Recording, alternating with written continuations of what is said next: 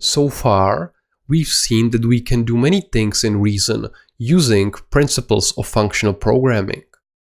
For example, we can use immutable data structures. We can use immutable identifiers for our values. We can also use pure functions without side effects. However, functional programming features are just a part of the language. Reason also provides us with imperative features, so we can think of Reason as of a functional programming language with imperative features. We can use exceptions for capturing and handling all kinds of errors. We can interact with the outside world by modifying the state of our program. We can also use mutable data structures for efficiency. We can use different kinds of loops for iterations with side effects. This means we can combine purely functional features with imperative ones.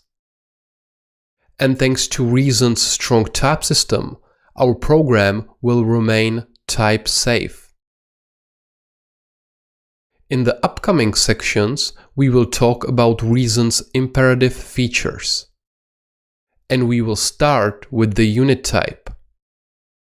We already tackled this topic in the previous sections. Now, we will see how useful the unit type is for handling side effects in Reason. Let's get started by talking about the unit type when using functions without parameters. But first, let's write the unit type. As you can see, the unit type is written using two parentheses. Different functions have different amounts of parameters, and the number of parameters is called arity. Let's take a look at an example.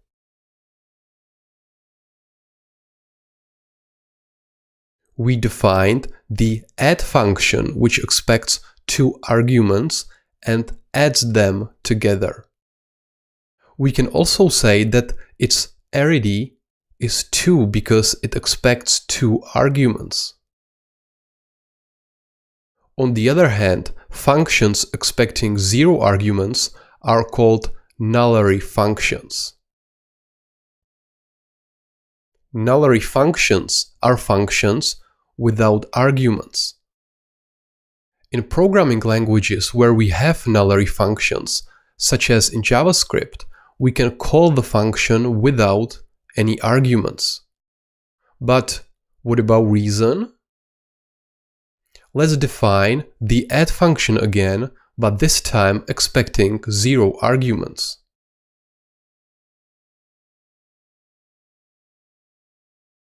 As you can see, although our function expects 0 arguments, the compiler inferred that it expects a single argument of type unit.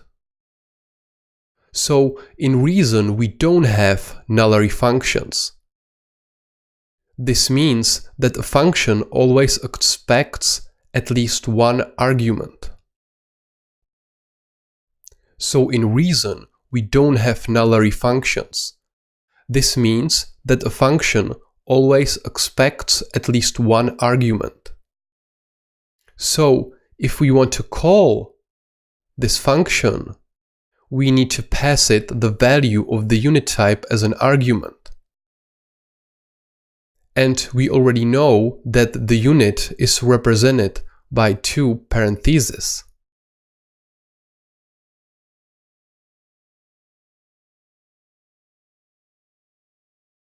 We passed the value of the unit type to our function and we got back the result.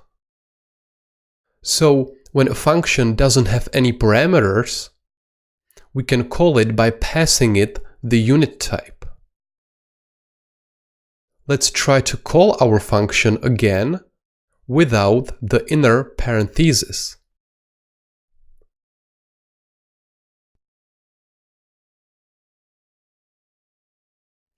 We omitted the inner parenthesis, and our example still works. We are still passing unit to our function. So whenever we call a function without arguments in Reason, in reality we are calling it with the unit type. As you can see, passing the unit type to the function looks like a function call with no arguments in other programming languages. So these parentheses have its own type, which is called unit, and is the only element of that type. Let's try to pass an integer as an argument to our function instead of unit.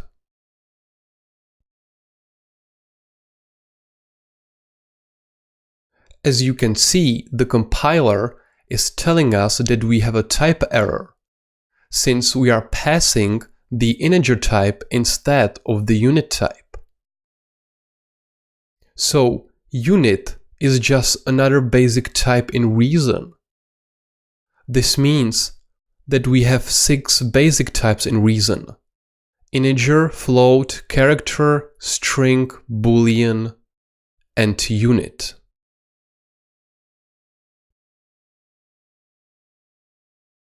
The unit type is often used when performing side effects in Reason. Let's take a look at an example. We defined the print strings function, which expects 0 arguments and prints 2 strings, learn and reason. However, this doesn't mean it has a return value. As you can see, the compiler inferred its type for us, and it's telling us that our function expects the unit type and returns unit as well. So our function expects no arguments and returns nothing. It uses the predefined print endline function to print a string, but this is only a side effect. The print strings function has no real result. It returns a unit. And this is because the print endline function also returns the unit type. So when we define a function without parameters, the compiler automatically adds a parameter for us whose type is unit. Moreover, when our function doesn't have a return value, the compiler automatically adds a return value for us, whose type is unit as well. And these are the typical usages of the unit type. Unit is the typical input or the result type of a function with side effects. In a strongly typed language, we need to define functions input and output every time. But sometimes a function doesn't expect any parameters or doesn't return any value. And this is what unit is used for. It's used to describe a situation when a function doesn't expect any arguments or when it returns nothing, just as in our case. Let's take a look at another example.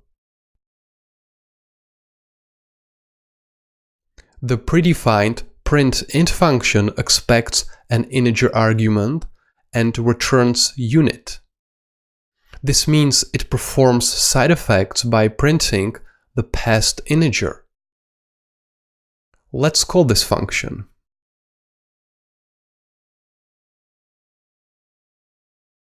As you can see, the integer is not returned by the function, it's just printed as the standard output. So the return value of this function is a unit. In other words, it returns nothing.